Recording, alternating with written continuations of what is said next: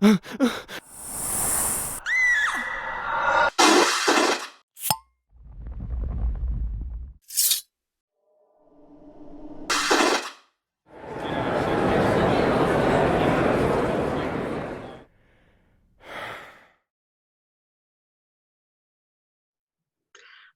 and welcome to the Supernatural Fandom track at Continual. I'm Gail Z. Martin, and my guest today is April Vian. And April is one of the authors for ConVentional Wisdom. She's also very active in Supernatural Fandom. And we're going to talk about that wonderful book today and how it came about and what fandom really means for those of us in the Supernatural Fandom. So welcome, April. Thank you for having me.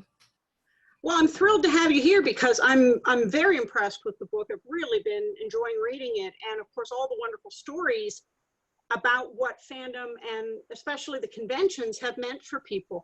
Can you tell us a little bit about your background first, and then we'll get into the book itself? So I'm still relatively new to the fandom. I just started watching the show in, I think, 2013. I didn't go to my first convention until 2017. Professionally, I work as a behavior therapist with special needs kids, so I tend to kind of approach everything, including fandom, through that lens. I have a graduate degree in psychology, and we specialize in behaviorism. So one of the things that we do in that field is kind of look at the function of behavior. And I've been probably more active in the fandom since I went to that first convention and started this book. I initially started as a look at the function of the conventions and kind of why people were so willing to keep going back, to keep spending that kind of money on and travel so far for a weekend. It ended up taking a much different turn than we anticipated. Well, and that's sort of the theme of the book, isn't it? That the things that you expect don't always take you in the places you thought they would, but you get someplace better along the way.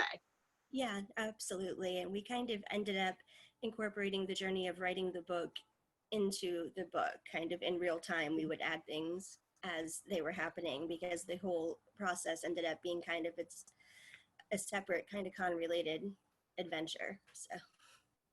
Well, and since this is going to be airing primarily on Continual, which is an ongoing online convention that is multi-genre and multi-fandom, let me just clarify for a second for those folks who, like myself, have gone to genre conventions for a long, long time. Genre conventions work very differently from supernatural conventions. Genre conventions are usually multi-fandom, so you can have a mix of authors and gamers and musicians and celebrity guests from all different kinds of movies and TV shows, and it's a celebration across a variety of things that you love. A supernatural convention is just supernatural. So it is just the artists, the actors and actresses from the show. It is a vendor area that is just about supernatural. All the photo ops and meet and greets are with people who have an essential connection to the show. So it's a very different feel in that it's concentrated on that particular fandom. And there are many more opportunities for the fans to have a one-on-one or a small group-on-one connection with the actors and actresses than at a multi-genre convention.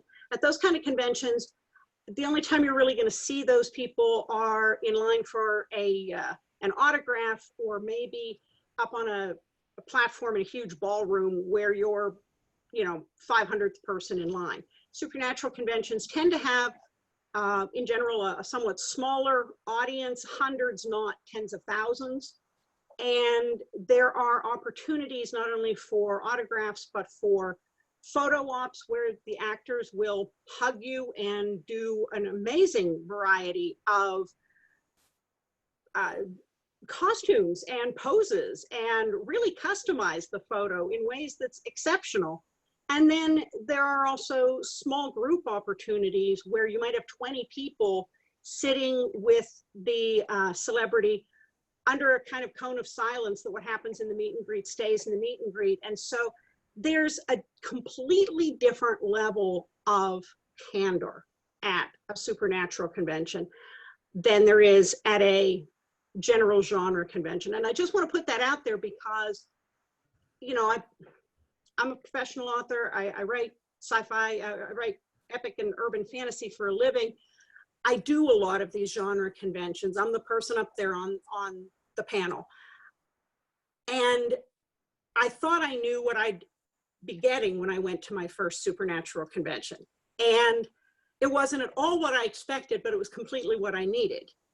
And, you know, I had been thinking, okay, you know, I've been to New York Comic Con. They're going to get up there. They're going to banter a little bit. They're going to talk about what's coming up on the next season. They might answer some questions about favorite episodes, but it'll all be very, you know, scripted by their PR person.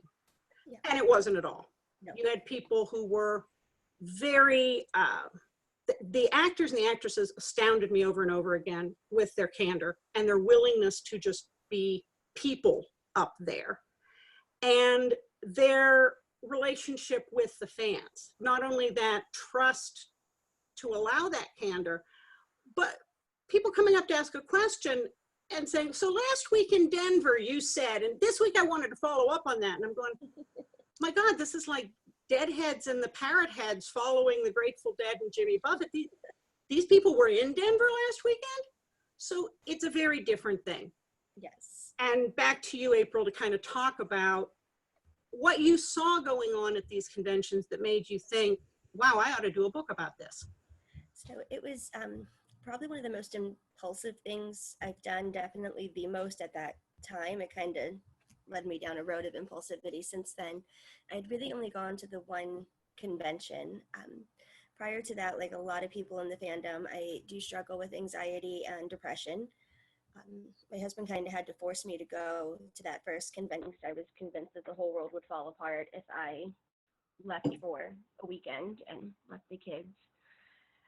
I wasn't scared there, I think was the first thing that really popped out to me. I went and talked to Lynn. She was one of the first people that I'd spoken to because I was fascinated that somebody with that kind of background, I was at the time considering pursuing a PhD, was still involved in the fandom because it was very much something I didn't talk about. I wasn't really involved. I didn't want to talk to anybody online. I was still very anxious, not wanting to put myself out there socially. And after a few hours there, I talked to Lynn several times. I bought her book. I got a picture with her.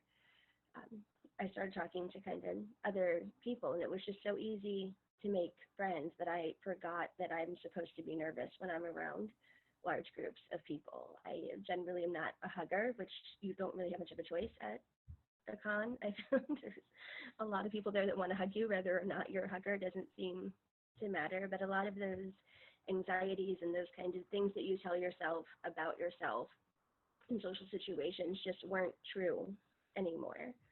And I started thinking about it when I got home, and it made me feel a little like that can't be something that actually happened. That's a ridiculous reaction to have to something that was just supposed to be kind of a fun weekend. And I started looking at maybe the psychological impact of it because I was in therapy at the time, and my therapist had said that I probably saved myself thousands of dollars in therapy by just going to that weekend and having those experiences. You know, I took notes on some of the things that people had said on stage, the feeling kind of a connectedness there.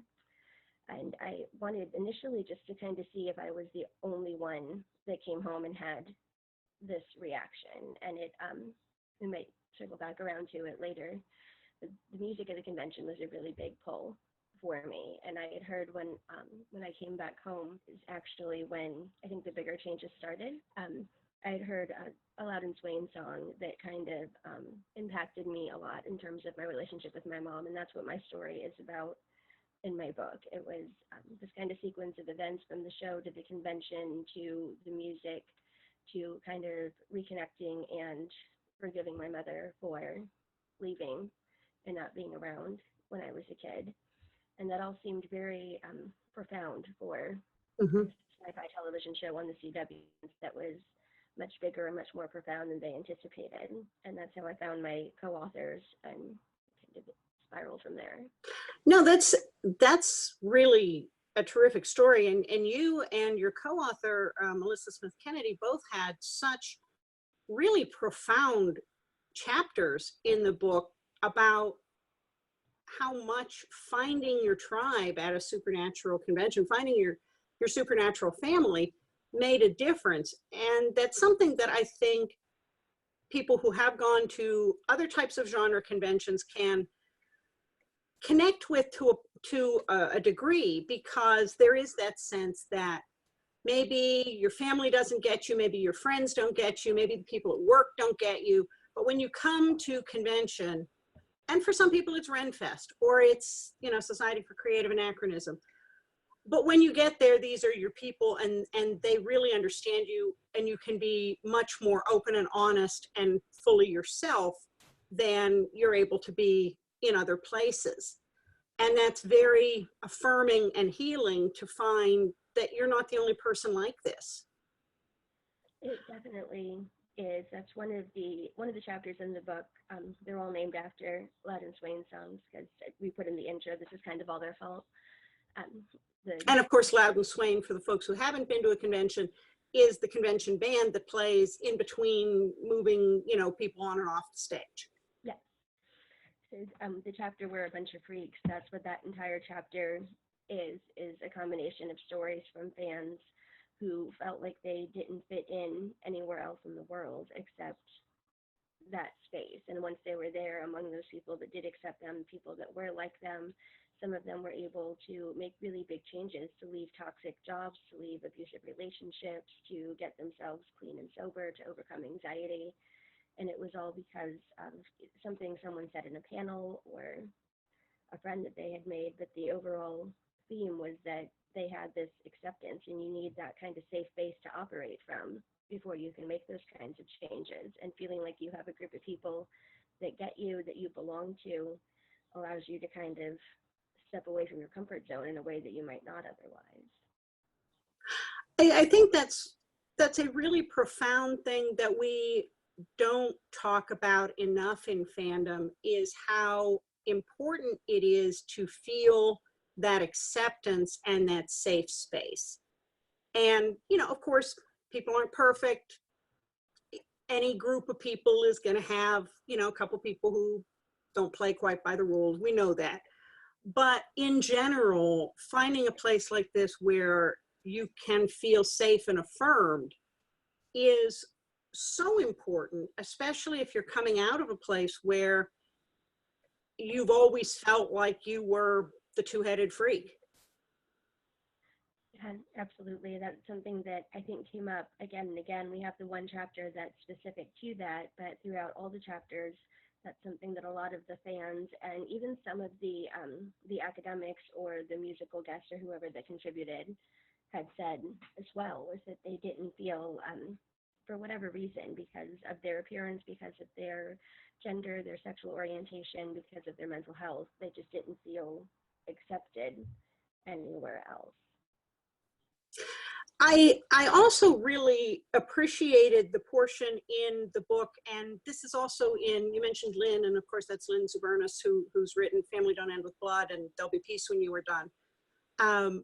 But I really appreciated the comment there about feeling safe just being a fan. And it seems like in our culture, it's okay to be a fan of a rock band. It's okay to be a fan of a sports team. And if somebody buys tickets on the 50-yard line for thousands of dollars, well, that's perfectly understandable. If somebody, you know, follows a rock band on tour, perfectly understandable.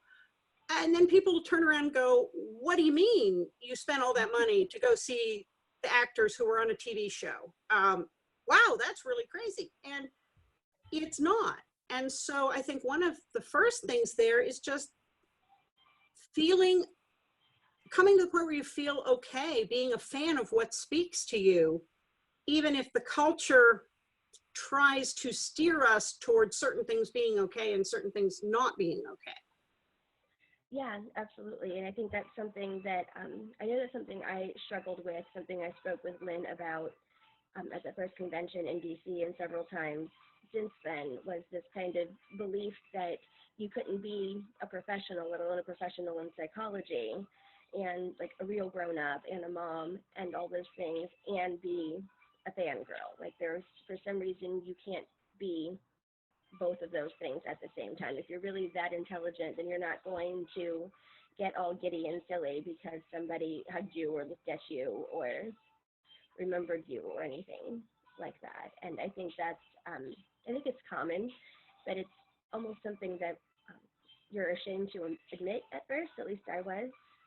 Even just telling people I was a fan of the show was kind of out there a little bit, because it's an odd little show for people outside of the fandom, and it's not really what you expect from, you know, somebody of a certain age when you start having children and your career and that kind of thing, let alone spending all this money to go to a convention, to fly around the country. I've been to, I think, 11 of them now since November of 2017. So it's been several, and it is a hard thing to explain and to be proud of, to kind of accept. We went back and forth when we were writing the book about how to present ourselves, because there's also that fear that you're not going to be taken seriously as a fangirl, that somehow liking the show or liking those guys undermines your intelligence or your ability to kind of process things. And while I'll give that it will maybe impact your objectivity in some way, so that, which is why it did not become a clinical analysis, which is kind of what I thought it was going to be to begin with, that there wasn't any way I was going to look at any of this from an objective standpoint, especially that early on.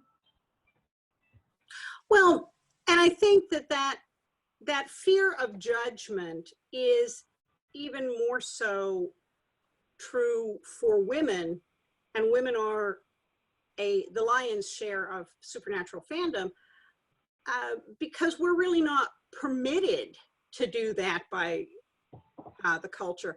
Guys get a pass for going to a sports game and acting absolutely crazy and screaming and yelling and painting themselves with body paint and wearing funny wigs and doing all kinds of extreme things. And isn't that great? They're supporting the team. And women are kind of allowed to go along with that with a significant other. Oh, well, you went to that school, we understand. But to go off and do something like this that is unrelated to a concert or sports or religion, we don't have that many places that culturally we're allowed to express that kind of emotion. We're allowed to do it at religious events, sports, concerts, big family things like weddings and funerals. But otherwise, I think somebody referred to it in the book as collective effervescence. Yeah, that was Tanya Cook. Just this feeling of, oh my gosh, I am so happy in this moment to be here, is wonderful and rare. And that's really a shame. It should be part of our everyday lives. It should be, and that was something that that we brought up as well, because for me it kind of was, and it has been.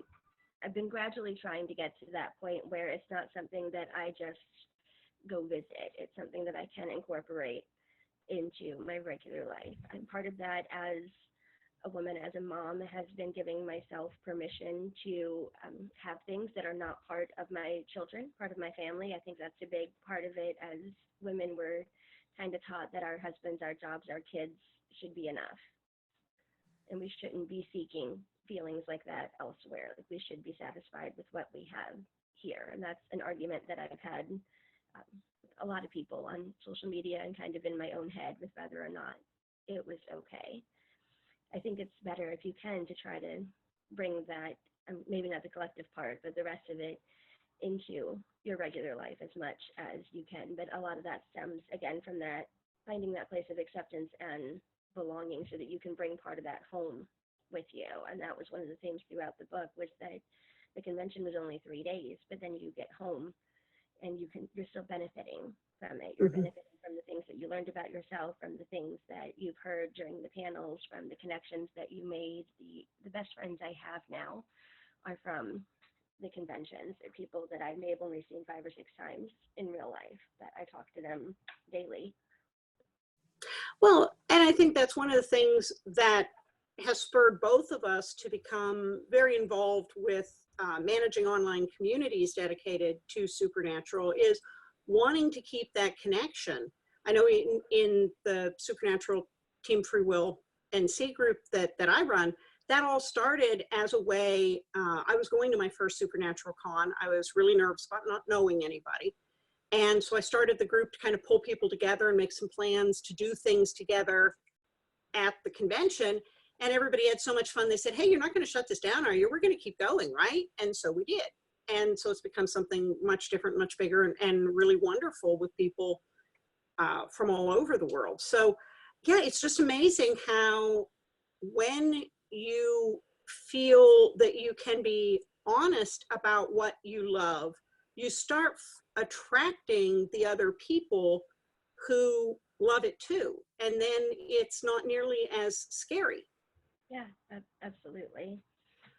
I wanted to come back, you know, the whole freak term comes up a lot in Supernatural. And Sam goes through his periods of feeling like he's a freak. Sometimes that's not particularly helped by John and Dean in some of their not as great moments. But it really does always come back to that what matters is what you do, not who you are, not whatever disadvantages you began with. It's what you do. And so that whole concept of embracing and being okay with what society might tell you makes you a freak is also part of this experience. Can you come at that a little bit from both a fangirl and a professional? Yeah, so that's that was probably my favorite chapter, and I actually we kind of broke the fourth wall while we were writing, and I started the chapter by saying that I had rewritten it maybe 3 times because I kept trying to write it from kind of an objective outsider's standpoint, and we made those correlations there too with Sam Winchester, and really with how a lot of the characters don't belong. We have a fallen angel, we have a vampire that's willing to sacrifice himself for the good of the whole. We have a demon who ends up sacrificing himself as well. There's a lot of characters there that really don't fit in. Sam obviously is the most talked about, I think, because he didn't fit in either of the worlds that he tried to be in. But as a clinician, I think the hardest thing was to just get past those kind of preconceived notions of what you're supposed to do and what you're supposed to like as a woman, as a professional, as a mother, and getting past that, and just being willing to say that, yes, this is something I like, this is something I enjoy. I don't actually feel guilty about leaving my kids for a weekend, and not feeling like you have to apologize. I think Kim and Bree during their panel were probably the ones at that first convention that spoke to that the most for me. They used the term being like unapologetically yourself, which I think is something a lot of people struggle with. We can say, yes, this is something I like, and I'm sorry that makes you uncomfortable, but we tend to apologize for being freaks, for making other people uncomfortable with us being different. Well, and again, it goes back to, I think, some degree of what is permitted to men versus what's permitted to women, because I've been in professional offices that have plenty of pictures of that person, that male person, shaking hands with football stars or standing there with a famous rock star, and those are framed, and those are points of pride in the office. And yet women are often made to feel like if they take a similar degree of interest in something else, then that's just weird. And it isn't. It's something we need to embrace because it speaks to us. And I loved what one of the chapters talked about, and it was a theme running through so many of them, that we are worthy of saving and worthy of being loved. And that's certainly a theme in the show, but I think that was one of the things that surprised and pleased me the most from the Supernatural conventions I've been to, is how much that theme runs through everything. And from actors I wasn't expecting at all to get it from. Yeah, it absolutely does. All three of us struggle with mental health. We wrote the book and published it before we had ever met online. Melissa and I didn't meet until Charlotte, actually. We'd already started writing the book. I think Shania and I just met in DC a couple months ago. But that was something that we'd all struggled with, was depression and anxiety. And I know for myself, Melissa was much more self-aware than I was. I kind of thought I had everything under control in terms of all that until I got to the first convention. And then when I started writing this and reading other people's stories, I could see how those feelings of not being accepted and feeling like I was different, and kind of faking it to act like the other soccer moms or dance moms or whatever, was really kind of undermining these other areas of my life. And I could see where the depression and anxiety was really seeping through. And I didn't realize how kind of bad it had gotten until I was at that first convention and I was in a place where I was accepted and I didn't have those expectations and those anxieties placed on me. And then when I got home, I kind of made a conscious decision that that wasn't something I was going to be willing to go back to, was having to kind of live in that box, because it was all very connected, the mental health aspects of it, with the not feeling accepted, not feeling like you could be yourself, or even really try to look for yourself. I think there's a certain age where you just expected to be an adult and know who you are and just kind of stay that way. And that's not really how it worked for me. So. I don't think it works that way for most people. I think they're just told it works that way. And so they often don't go looking for it to work any other way. And then they wonder why it doesn't feel like it's working. Yeah. But I think one of the things, you talk about coming to some of these revelations about yourself and insights into yourself, and also this being a safe space to step out of your comfort zone. What really amazed me is that it is that same thing for the cast members up there, whether it's Jensen Ackles learning to be able to sing and then embracing his inner rock star in front of an audience and going from that first tentative, you're not supposed to be here time playing his guitar, to what he's bloomed into now and an album and all of that. So many of the stars, certainly Kim and Brianna, and Asmodeus getting up there and doing his drum thing. And it's like, wow, these are folks who also are getting this gift of acceptance to bring out some of the parts of themselves that they don't get to share, or maybe haven't shared before, because the fandom is nurturing them in return. And I think that's interesting, because so many people make it out to be fandom being a one-way street. We are having this quote unquote unrealistic one-way crush on these people. And in this fandom in particular, it's definitely not that way. They're getting something back from us as well.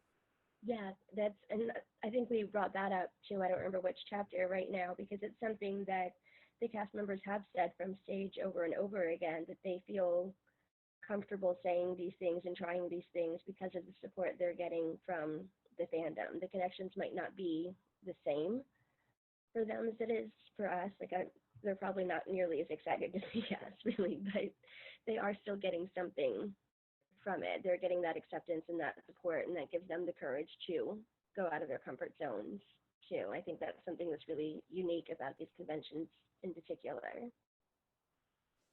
I loved the comment in one of the chapters about broken people tend to find each other and need to find each other. And I think that that's really profound, because, you're talking about depression and mental illness. And of course, Jared's talked very much about that with his Always Keep Fighting campaign. And I cringe a little at the idea of broken, because we are who we are as we are. But that idea of finding each other and having it be okay to say, hey, I've got anxiety too. Hey, I'm struggling right now, and you're struggling too. And, you know what, it's kind of better if we're struggling together. Yeah, absolutely. And I went back and forth over using the term broken, but in my mind, the way I kind of justify it is a heart that's been broken is one that's also opened. You can't really have an open heart without it breaking a little bit. At least I don't think you can. And that's kind of how I looked at it. But I do think they tend to find each other. And my friends and I joke about how con years are kind of like dog years, because you'll know somebody for 3 months and suddenly you're exchanging details and past traumas that are normally reserved for a friendship that's been in place for much longer. And we're on like day 2.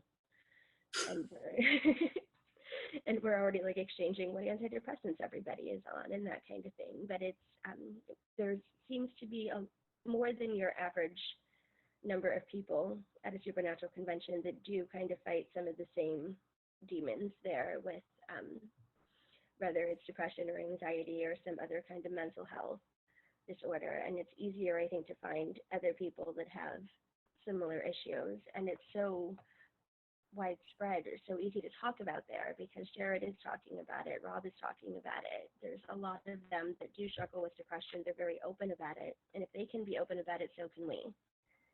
And with everyone talking about it, you can find each other. And generally there's such a stigma that that's not something that we talk about. I still don't talk about it a lot outside of the fandom myself. So. And I think that is one thing that supernatural cons do have in common with some of the other genre cons, is that for whatever reason, we do tend to have a lot more folks who are dealing with mental health issues, a lot of physical disability, a lot of conditions like Asperger's, and there are a number of reasons why folks kind of gravitate toward fandom with all of those things.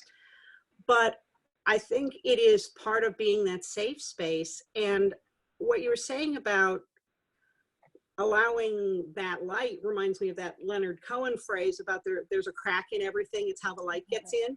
Yeah, that's one of my favorites. And that is so much a part of the supernatural canon, that just when everything seems as dark as how can we possibly turn this around, there's some sort of light, there's some change. And it's because usually people have embraced who they are and what they are. And it's that self-love and that love for somebody else that saves the day. Yeah, absolutely. I loved what you said about facing and fighting demons, and it's kind of like the con is the bunker. It's this it is, yeah. Fortification. I just I wanted to talk a little more. Somebody mentioned con drop in there. Now, many of us who go to conventions and come back with a bad cold know what con crud is like, but con drop is also a real thing. Can you talk about that a little bit? It is. So it's I've experienced it now after my first con, not so much, but it's kind of the, that drop in adrenaline and serotonin and all those happy things that you have, like 3 days of, and I think it's different for different people. It's going back to the mundane after 3 days of living in this kind of weird place, almost like a secondhand depression. I know some people actually gets really bad for them. And particularly now when we don't have the next one planned and nobody really knows when we're going to get to do it again, when we're going to see each other again. Yeah, because it is a high, and it's also sort of like the drop you get even from a good vacation is you've planned it, you've looked forward to it, you've saved for it, you've spent a lot of time thinking what you're going to do when you're there, and then it goes so fast and it's over, and it was great, but now you're back and it's raining, and it's you want to hold on to that, you want to hold on to the relaxation and everything else, but it's hard. And I agree, it's kind of a mixed bag with conventions. Sometimes you just come home and those revelations of, oh my gosh, I've got a tribe, stick with you and change everything. But then also sometimes it's like, I'm not going to see my friends again in person for 6 months or whatever. And I think while we're talking about acknowledging feelings and sitting with the feelings and allowing ourselves to feel, that's part of it too, is that there's nothing wrong with feeling that. It's a natural part of the cycle. Yeah, absolutely. And I think another possibility there is having to go back to a place where you can't be who you are anymore. There's a lot of people that leave the convention and have to go back and get back into that little box that they really don't feel comfortable being in because of their family, their job, who they're around, whatever reason, they can't be themselves outside of that environment. And I can't imagine what kind of con drop would come from having to go pretend to be somebody else for those 6 months in between the times that you get to see your tribes. But that has also been something that has spurred people to get out of that box and to change, to leave the job, to get out of an abusive relationship, to stand up to people who made them feel like they needed to hide. And as you said earlier, say, you know, I realize this isn't your thing, but this is my thing. And it's not okay to be disrespectful of that, and own that. And I think sometimes that discomfort is a natural precursor to making you move, sort of the way you jerk away from a hot stove. Yep, absolutely. And it's wonderful to have a supportive environment, whether you're in person with those fellow fans or working virtually, to support people while they're making those life changes, to kind of seize that moment to be themselves and to embrace their whole self.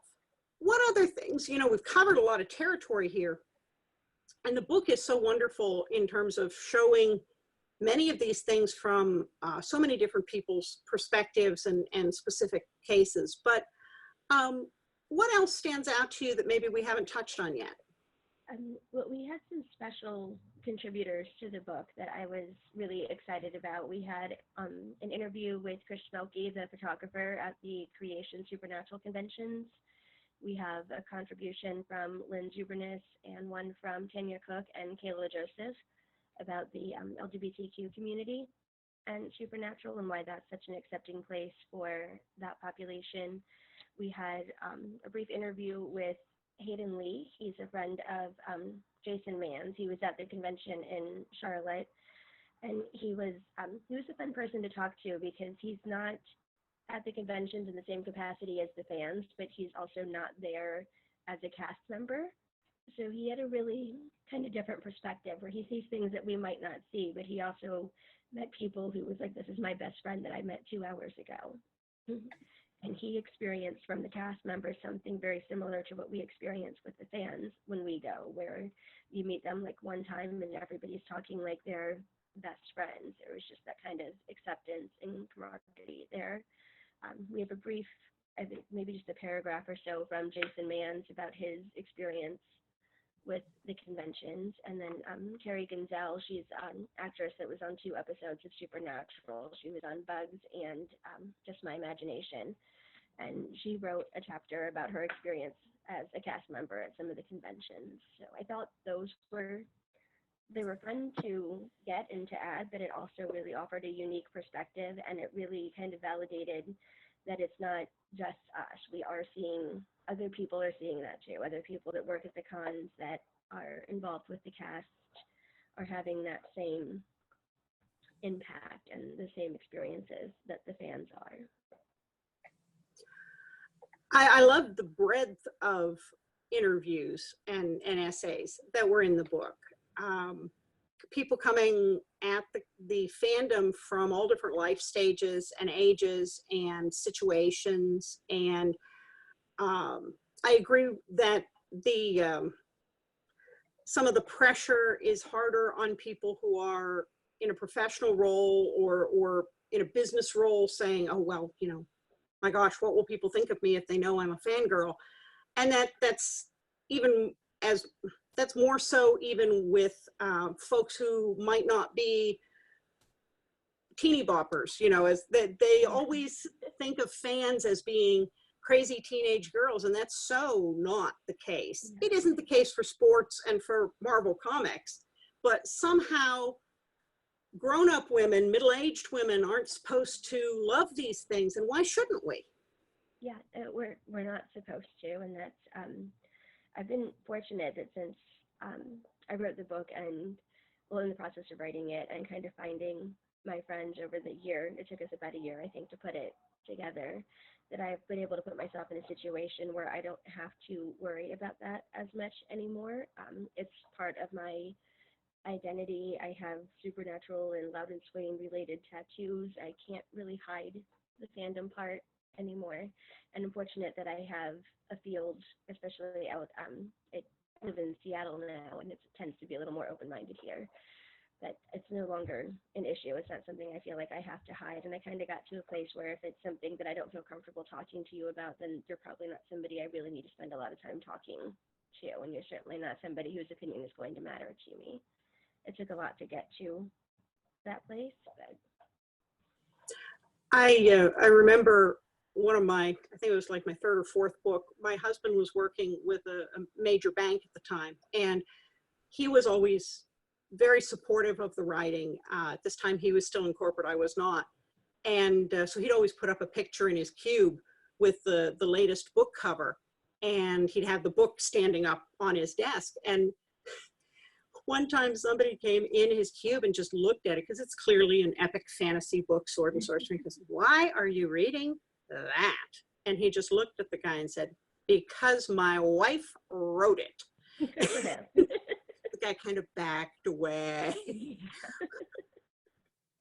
But I think that, you know, it's important to embrace all of those parts of ourselves, because what the culture allows us to have isn't very much. It takes away all the joy, it takes away all the spontaneity, takes away that effervescence, that genuineness. And why?